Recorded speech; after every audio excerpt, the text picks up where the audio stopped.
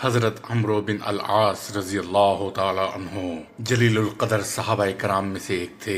آپ رضی اللہ تعالی عنہ میں پیدائشی طور پر قیادت کے جوہر تھے۔ جنگی مہارت، حکمت عملی، حسن تدبر، محاذ جنگ پر اچانک اور فوری فیصلوں پر قدرت رکھتے تھے۔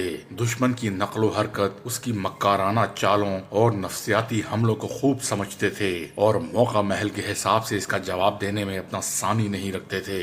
8 ہجری میں جنگ موتا کے بعد رسول اکرم صلی اللہ علیہ وآلہ وسلم کو اطلاع ملی کہ مدینے سے 10 دن کی مسافت پر واقع وادی القرا میں مقیم قبیلہ قفا کے مشرکین نے مدینے پر حملے کی تیاری کر لی ہے۔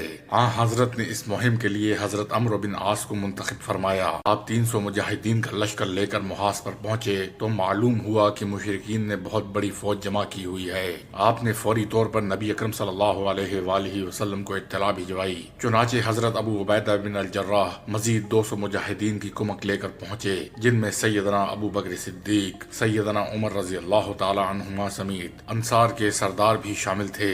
مشہور مورخ ابن اسحاق کا بیان ہے کہ مسلمان قبیلہ جذام کی سرزمین پر واقع سلسل نامی ایک چشمے پر اترے تھے، اسی لیے اس مہم کا نام ذات السلال پڑ گیا۔